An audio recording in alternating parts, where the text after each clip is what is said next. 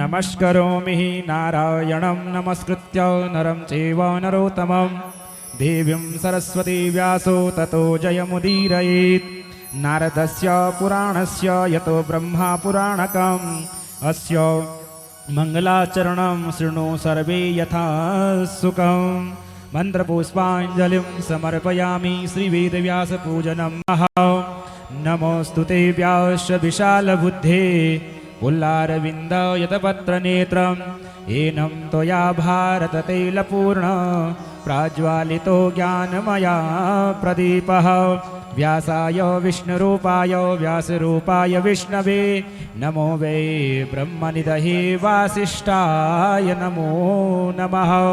ध्यानं पुष्पासनं समर्पयामि सर्वोपचारार्थे गन्धादि अक्षतपुष्पाण्यं समर्पयामि श्रीगुरुचरणकमलेभ्यो नमः नमस्करोमि।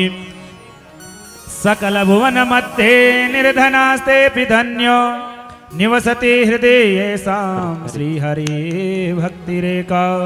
हरिरपि निजलोकं सर्वथा तो विहाय प्रविशति हृदि येषां भक्तिसूत्रोपनद्दः। बोली वेदव्यास भगवान की जय, बोलिए सद्गुरुदेव भगवान की जय, बोलिए श्री अष्टादश महापुराण की जय। श्री राधे राधे श्री राधे।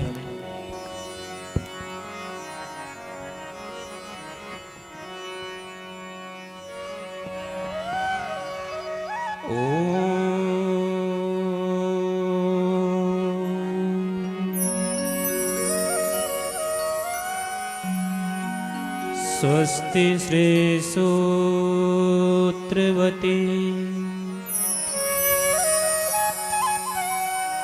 संहिताय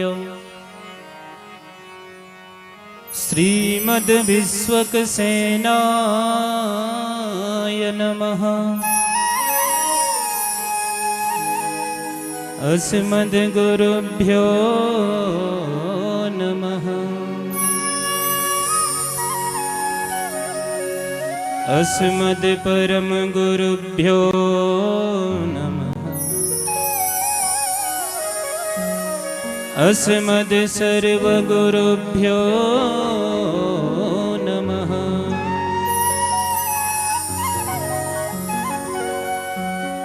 सर्वेभ्यो ब्राह्मणेभ्यो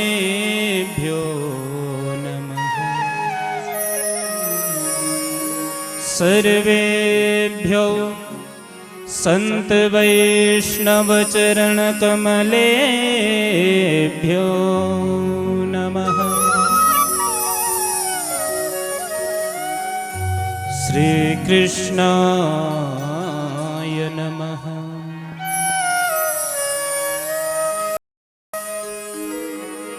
ध्येयं सदा परिभवग्नमभीष्टदोहम् तीर्थास्पदं शिवविरञ्चिनुतं शरण्यं भृत्यार्तिहन् प्रणतपालभवाब्धिपोतम् वन्दे महापुरुष ते चरणारविन्दम्।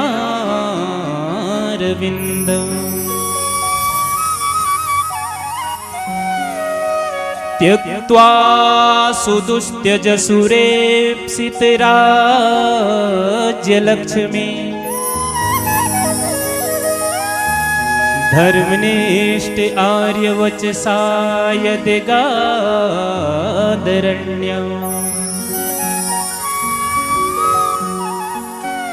मायामृगं दयित एप्सितमन्वधाव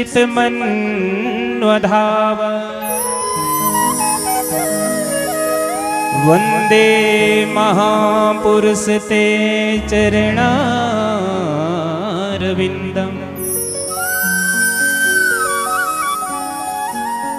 लक्ष्मीनाथ समारम्भां नाथ यामुन मध्यमा अस्मदाचार्य पर्यन्ता वंदे गुरु परंपरा।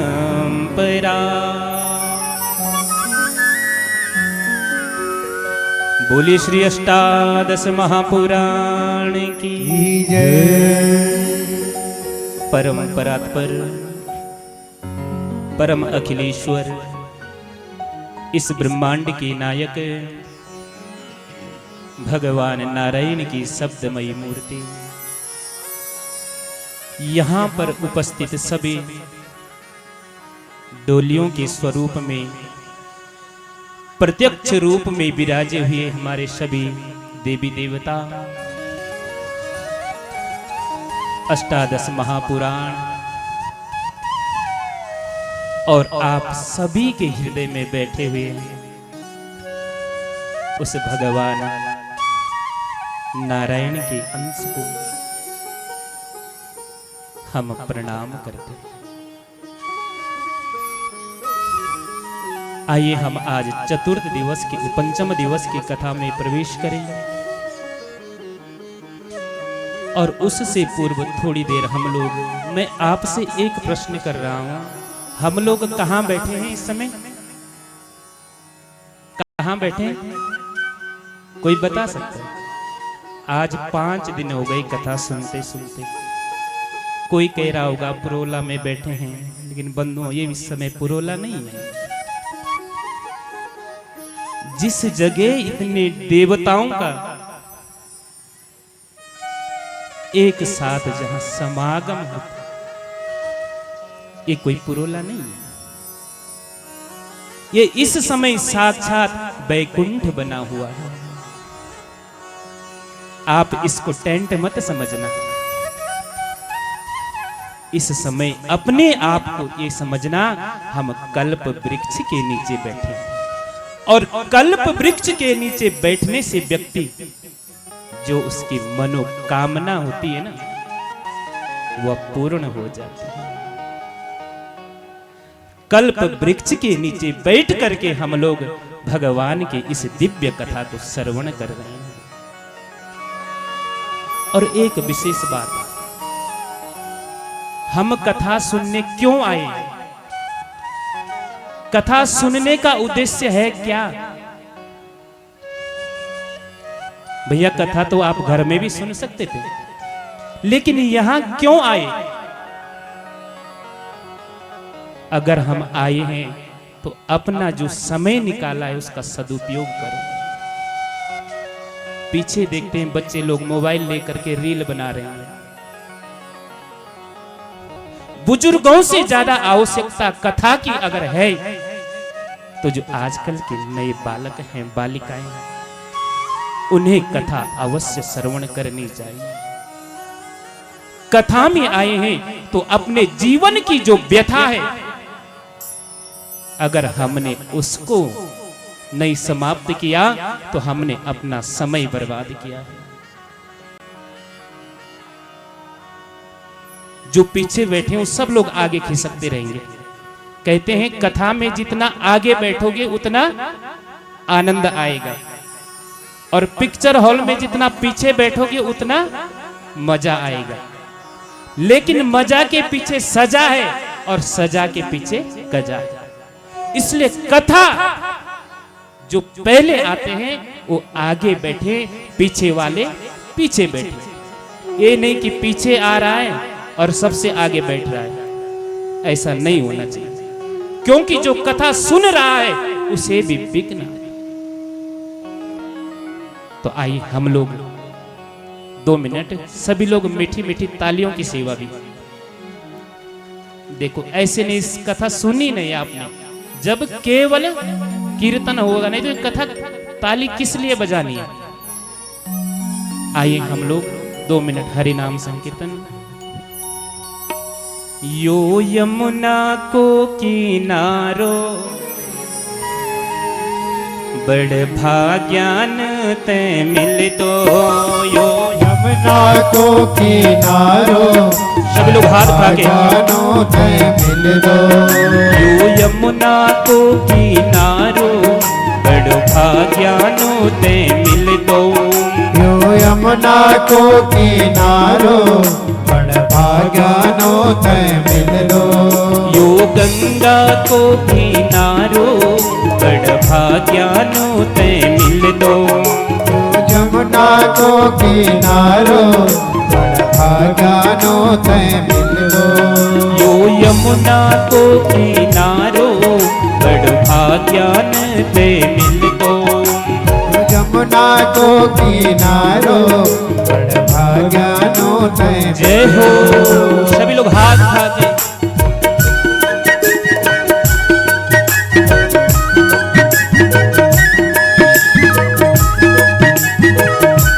श्री राधे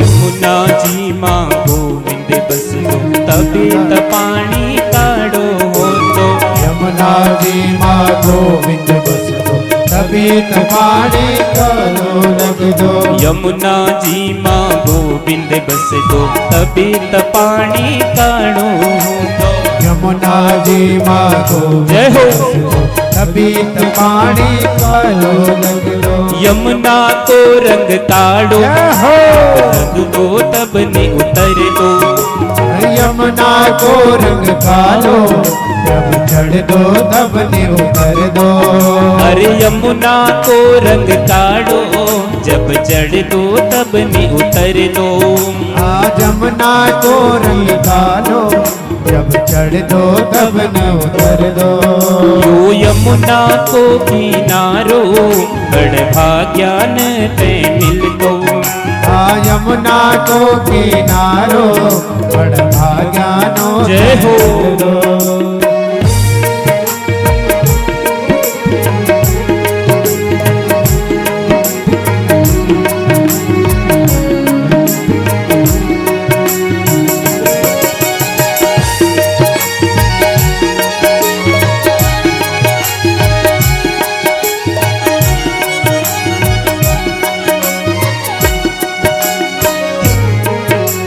यमुना को किनारो बड़ भाग्यान ते मिल दो यो यमुना को किनारो बड़ भाग्यानो ते मिल दो बोले यमुना मैया की जय गंगे मैया की जय।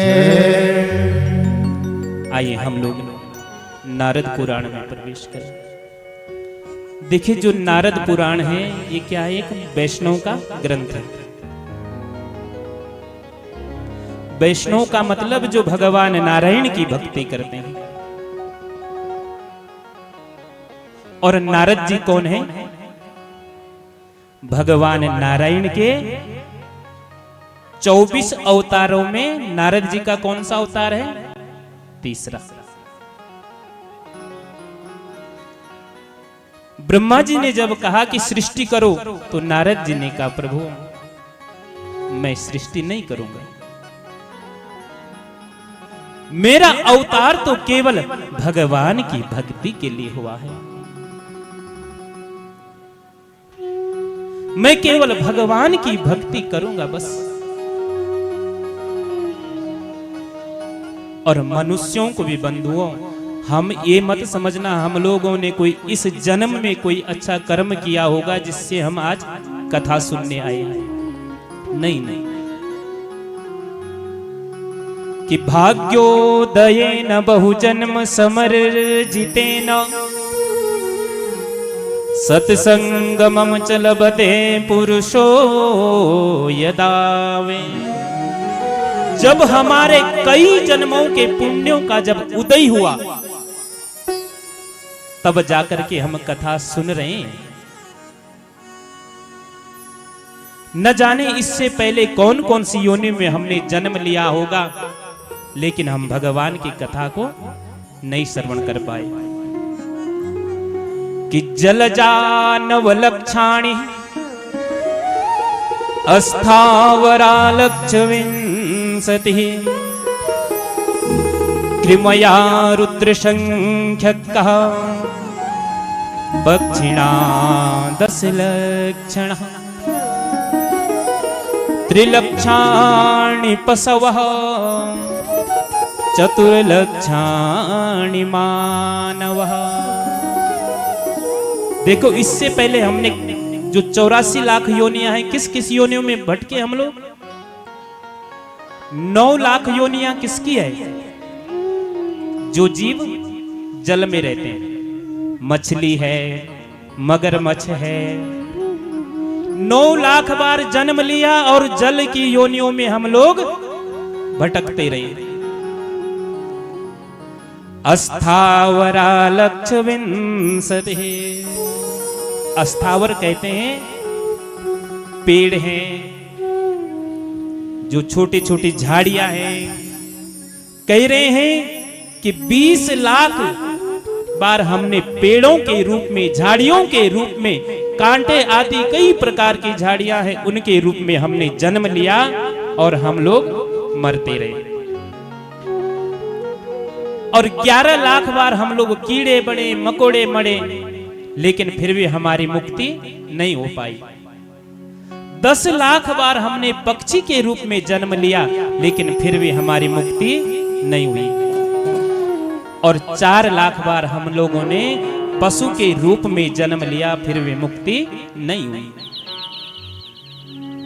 अगर मुक्ति का साधन चाहते हो तो केवल इस मानव शरीर से ही हम लोग मुक्त हो सकते हैं।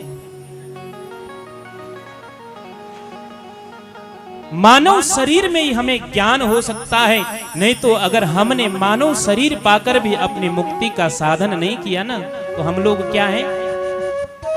पशु के समान है। ज्ञानेनहीनं पशुभिः समानः। हम लोग पशु के समान हैं अगर हम ज्ञान से रहित हैं। पशु और हम में कितना अंतर है? अगर हम सोचें कि हम में और पशु में कोई ज्यादा अंतर नहीं है। पशु भी संसार में रहता है, मनुष्य भी संसार में रहता है। हम लोग भी खाते हैं, पशु भी खाता है। पशु भी बाल बच्चे पैदा करता है, हम लोग भी पैदा करते हैं। लेकिन ऐसी कौन सी विशेषता है जिससे हमें मानव कहा गया है? हमें मनु की संतान कही गई। केवल इतना ही अंतर है कि पशु आकर के कथा नहीं सुन सकता, अगर आ भी गया तो समझ नहीं सकता। और अगर हम कथा में आने के बाद भी अपना जीवन अगर नहीं सुधारेंगे तो हम भी पशु की समान।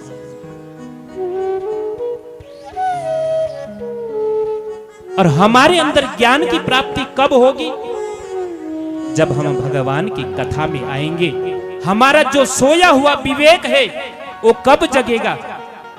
जब हम संतों की वाणी को सुनेंगे। तुलसीदास जी ने बड़ा सुंदर लिखा है, बिनु सत्संग विवेक ना होए। सत्संग विवेक ना होए। बिनु सत्संग विवेक ना होए। बिनु सत्संग विवेक न होए। राम कृपा बिनु सुलभ ना सोए। हाथ उठाओ सभी लोग। बिनु सुलभ ना सोए। राम कृपा बिनु सुलभ ना सोए। राम कृपा बिनु सुलभ ना सोए। श्री राम जय जय राम। श्री राम जय राम जय जय राम श्री राम जय जय राम श्री राम जय जय बिना सत्संग के हमें विवेक की उत्पत्ति नहीं हो सकती और सत्संग की प्राप्ति तब होगी जब हमारे ऊपर हमारे इष्ट प्रभु श्री राम की कृपा होगी। नारद पुराण में कहा गया है कि वैष्णवम नारदीयम च तथा भागवतम शुभम कारुण्यम च तथा पद्मम वाराह्य शुभ दर्शन है। देखो नारद पुराण की महिमा कौन गा रहे हैं। देखो अगर हम अपनी बड़ाई अपने आप करेंगे तो हो सकता है हम गलत भी हो सकते हैं, लेकिन अगर अन्य पुराण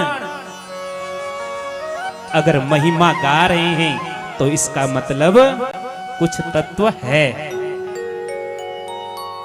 कौन कह रही कि गरुड़ पुराण, भागवत पुराण, पद्म पुराण और वराह पुराण इसकी प्रशंसा कर रहे हैं कि जो नारद पुराण है ये वास्तव में वैष्णवों का ग्रंथ है।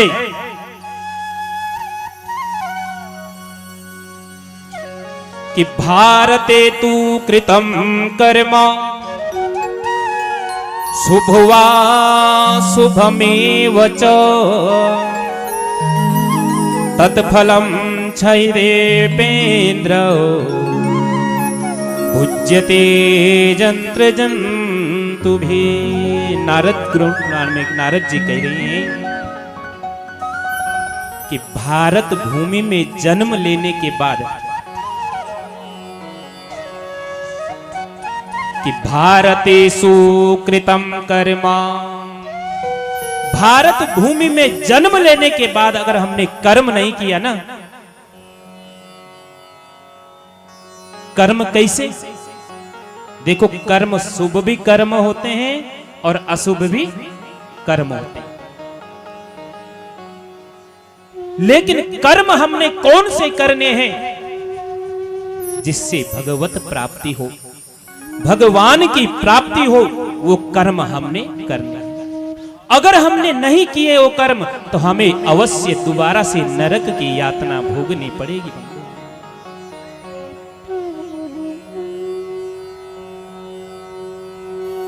ये जो वैष्णव का ग्रंथ है इसमें कह रहे हैं कि ये जो भारत की भूमि है ये कर्म भूमि है और भारत के अलावा जो और भूमि है वो भोग भूमि है।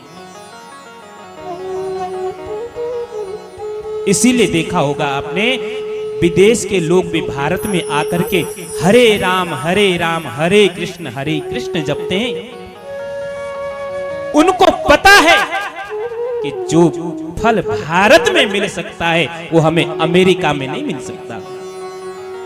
कहते नहीं भूमि का जगह का बड़ा महत्व होता है। अगर जगह सिद्ध है वहां का किया हुआ फल भी हमें प्राप्त होगा। जिस तरह से लोग कहते हैं ना कि भगवान तो क्या है सभी जगह है,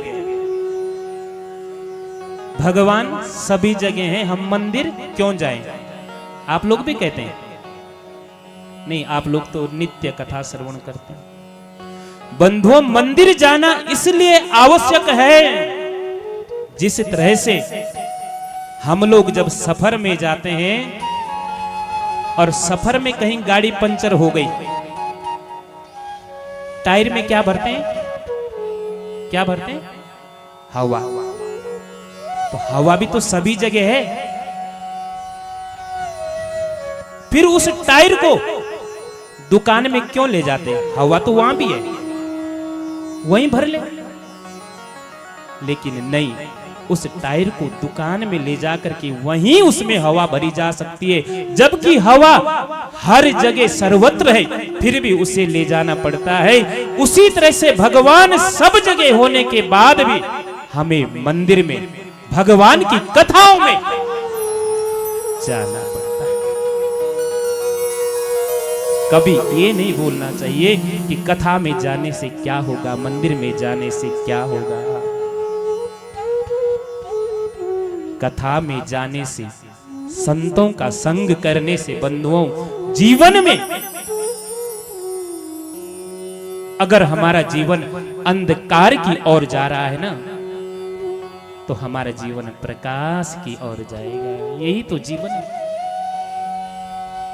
जो हम कमाएंगे, धन दौलत सब यहीं छूट जाना है। केवल आज आपने जो इन 11 दिन में जो कथा सुन रहे हैं, यही आपके साथ जाने वाला है। धर्मोनुगो गच्छति जीव एकः। उस जीव ने, उस व्यक्ति ने जो धर्म किए होंगे, वही तो हमारे साथ चलेंगे। आज नारद जी महाराज अपना वृतांत सुना रहे हैं। नारद पुराण में बंधुओं 25,000 श्लोक बताए गए, लेकिन वर्तमान में उसमें 22,000 श्लोक बताए हैं। लेकिन कह रहे हैं नारद जी कि अगर मैं आज नारद हूं तो ऐसे ही नहीं हूं, मेरे ऊपर भी संत की कृपा है। नारद जी कह रहे ऋषियों, मैं भी पूर्व जन्म में उपवरहण नाम का एक गंधर्व था। साप के कारण मुझे दासी पुत्र बनना पड़ा।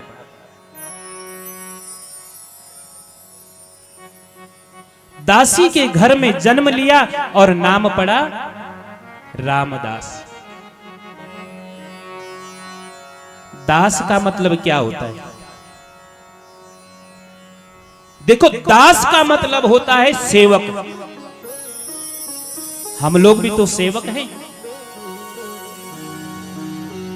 बंधुओं। जो फल हमें मंत्र बोलने से प्राप्त होता है, वेद पढ़ने से प्राप्त होता है, वही फल जो हमारे देवताओं के साथ जो दास बंधु है, वो अब जब ढोल पर अपने हाथ से ढोल को बजाते हैं, वही फल उनको भी प्राप्त होता है। तो आज नारद जी कह रहे हैं, मैं पूर्व जन्म में एक गंधर्व था और अगला जन्म दासी के रूप पुत्र में जन्म लिया। लेकिन दासी के घर में जन्म लेने से क्या हुआ? ज्ञानी तो थे ही, ज्ञान तो था ही। हर समय संतों की सेवा करते, भगवान के नाम का संकीर्तन करते। देखो, नवधा भक्ति में सबसे पहली भक्ति है सुनना।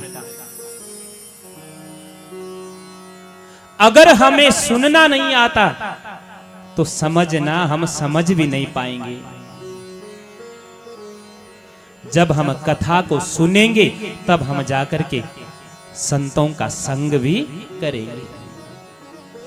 प्रथम भगति संतन करे संगा।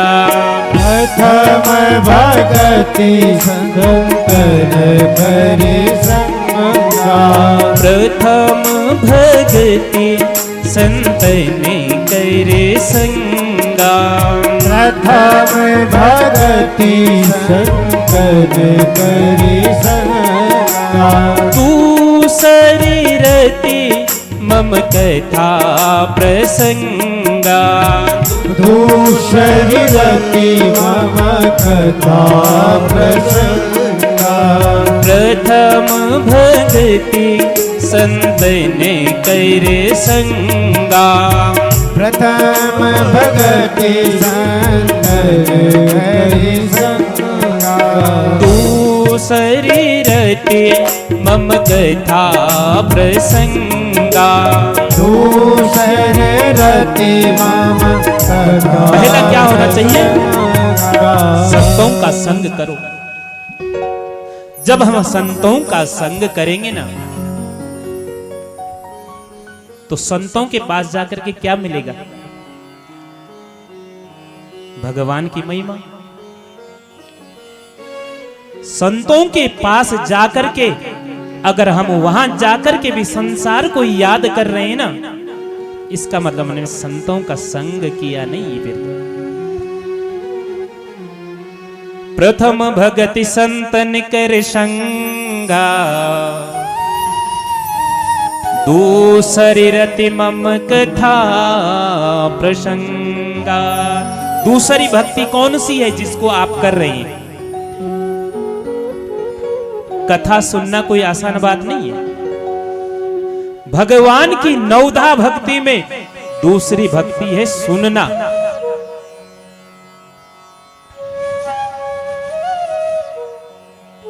और जो नारद जी थे, रामदास, वो क्या करते थे? संतों की खूब सेवा करते। जैसे संत जाते उनके लिए लकड़ी ला करके रख दे। एक बार संत जब जाने लगे तो नारद जी ने सोचा, अब संत तो जा रहे हैं, मैं अब किसकी सेवा करूं?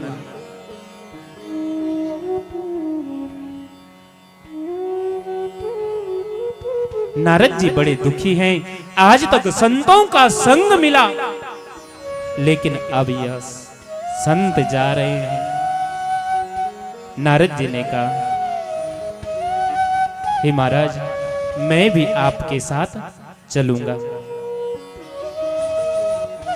संतों ने कहा, बेटा रामदास, पहला धर्म अभी आपका है कि आपकी मां जीवित है। आपका पहला कर्तव्य है अपनी मां की सेवा करना। हां, तब बाद में देख लेंगे।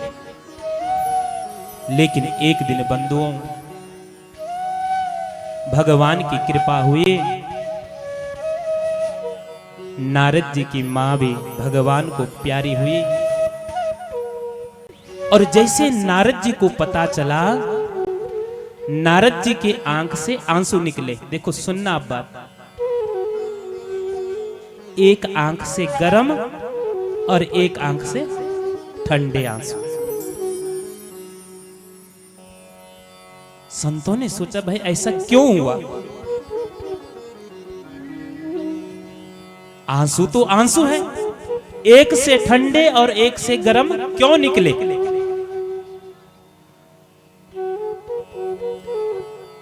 नारद जी कह रहे हैं, ठंडे आंसू तो इसलिए निकल रहे हैं, जो मन में उमंग थी भगवान की भक्ति, संतों का संग, अब उसमें कोई रुकावट नहीं है, मन में प्रसन्नता है। और गर्म आंसू इसलिए निकले कि मां भी चली। याद रखना, जब भगवान के लिए रोगे ना, तो जो आंखों से अश्रुधारा निकलेगी वो बड़ी ठंडी रहेगी। और जिस दिन संसार के लिए रोगे, उस दिन आंखों से गर्म आंसू।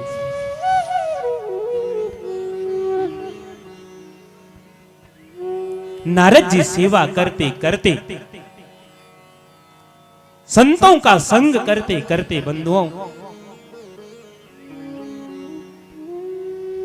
अगले जन्म में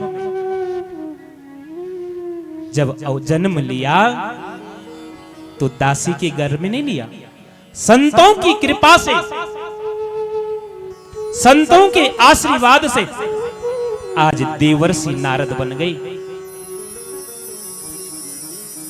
इतनी कृपा है संतों की। जीवन में कभी भी संत का अपमान मत करना, ब्राह्मण का अपमान मत करना। अगर हमने ब्राह्मण का अपमान कर दिया, समझना हमारा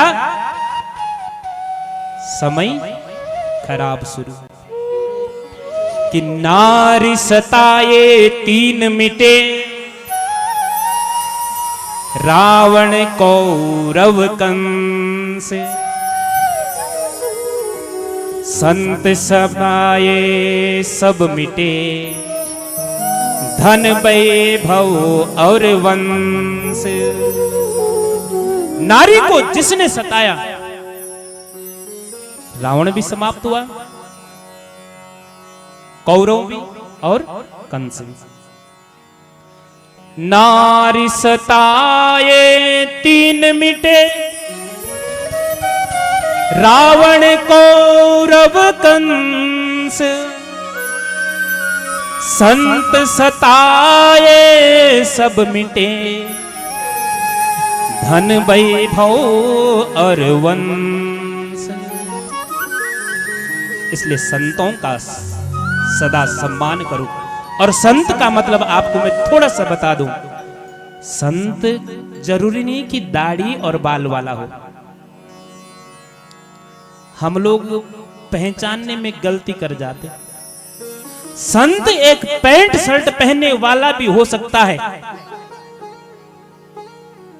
जो मन से संत, जो मन कर्म वाणी तीनों से जो एक है, जिसकी कोई इच्छा नहीं है,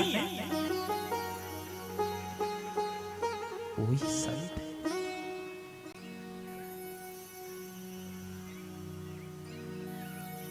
परम पूज्य गुरुदेव भगवान गृहस्थ में रह करके भी एक संत का जीवन यापन कर रहे हैं। संत के लिए जरूरी नहीं लाल पीले हरे सफेद कपड़े पहनना। संत मन का विषय है। आज संतों की सेवा करके नारद जी आज देवर्षि नारद बन गए और हाथ में महती नाम की वीणा लेकर के हर समय भगवान का नाम गुनगुना रहे हैं। देवताओं के पास भी जाते हैं, भगवान के पास भी जाते हैं और मनुष्यों के पास भी जाते हैं। केवल एक नारद ही है जो तीनों लोकों में भ्रमण करते हैं। किसके कारण? भगवान की भक्ति के कारण। कि भक्ति और ज्ञान बिना मन की आधा, भक्ति और ज्ञान बिना मन की आधा, भक्ति और ज्ञान बिना मन की आधा। हाथ के भक्ति और ज्ञान बिना मन की आधा, भक्ति और ज्ञान बिना मन की आधा। गाओ गाओ सभी लोग कृष्ण राधा, बोला श्याम राधा। गाओ गाओ सभी लोग कृष्ण राधा, कृष्ण राधा। गाओ गाओ सभी लोग कृष्ण राधा, बोला श्याम राधा। गाओ गाओ सभी लोग कृष्ण राधा, श्याम राधा। गोविंद कृष्ण बोलो श्याम राधा, गोविंद कृष्ण बोलो श्याम राधा। गोविंद कृष्ण बोलो श्याम राधा, गोविंद कृष्ण बोलो श्याम राधा। गाओ गाओ सभी लोग कृष्ण राधा, बोला श्याम राधा। गाओ गाओ सभी लोग कृष्ण राधा, श्याम राधा।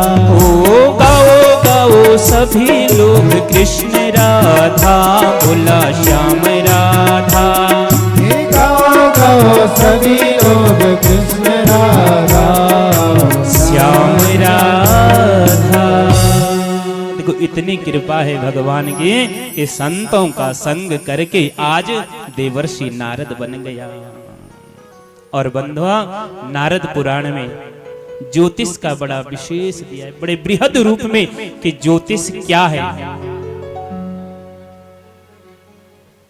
एकादशी का महात्म्य बताया गया है कि एकादशी की कथा करनी चाहिए, एकादशी की कथा को सुनना चाहिए। कौन करता है एकादशी का व्रत?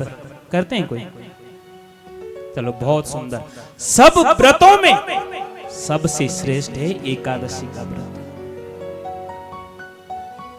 और एकादशी का व्रत जो है कब प्रारंभ करना चाहिए? मार्गशीर्ष के कृष्ण पक्ष की जो एकादशी है उसका नाम है उत्पन्ना एकादशी। उत्पन्ना एकादशी से हमें एकादशी की व्रत को प्रारंभ करना चाहिए। और जो ये जेठ के महीने में जो एकादशी आ रही है इसका नाम क्या है? निर्जला एकादशी। इसकी थोड़ा आपको कथा श्रवण कराता। एक बार जब पांडव लोग सब एक जगह बैठे थे, पांडव तो हर एकादशी को व्रत करते, लेकिन जो भीमसेन जी महाराज थे वो थोड़ा उनसे भूखा नहीं रहा जा सकता था। वो चाहते बस हर 1 घंटे में प्रसाद मिलता रहे, वो भूखे नहीं रह सकते थे। एक दिन का प्रभु ये जो कल एकादशी आने वाली है ना, मेरे बस के भूखा रहना नहीं है। ये जब देखो 15 दिन में एकादशी आ जाती है, मेरे को 4 दिन पहले टेंशन हो जाती है कि उस दिन भूखा रहना पड़ेगा। भगवान कृष्ण ने कहा, हे भीम, तुम सब एकादशियों में जो एकादशी निर्जला नाम की एकादशी है, उस एकादशी का तुम व्रत करना और तुम्हें सारी एकादशियों का फल प्राप्त हो जाएगा। और भीम जी ने उसी तरह से निर्जला एकादशी का व्रत किया और सब एकादशियों का फल उन्हें प्राप्त हो गया। बोले एकादशी महारानी की जय।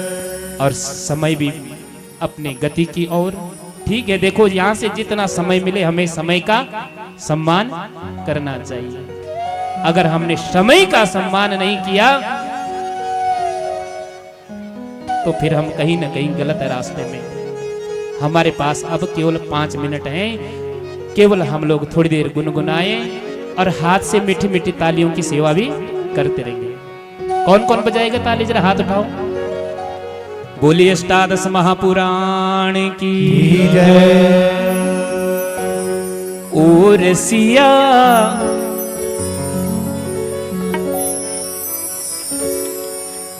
ओ रसिया तेरा गैल राधा रास रचोंदी।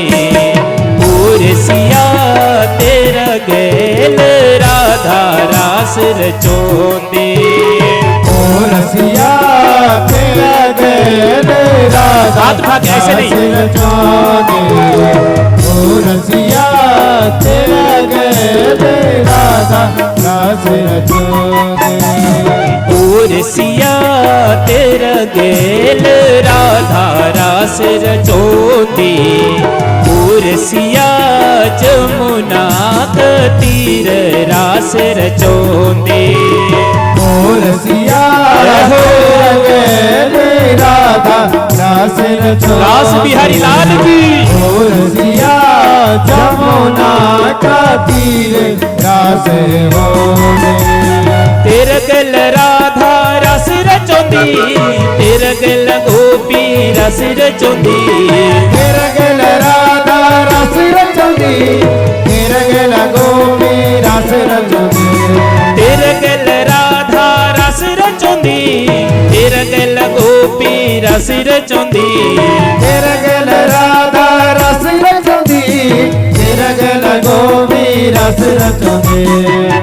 रसिया जमुना का तीर रास ओंदी। रसिया जमुना का तीर रास रचोंदी। रसिया जमुना का तीर रास होंदे। रसिया जमुना का तीर रास रचोंदी। बोले यज्ञ नारायण भगवान की। अष्टादश महापुराण की। सभी आवाहित देवी देवताओं की। सत्य सनातन धर्म की जय। जय श्री राधे। जय जय श्री राधे, जय जय श्री राधे।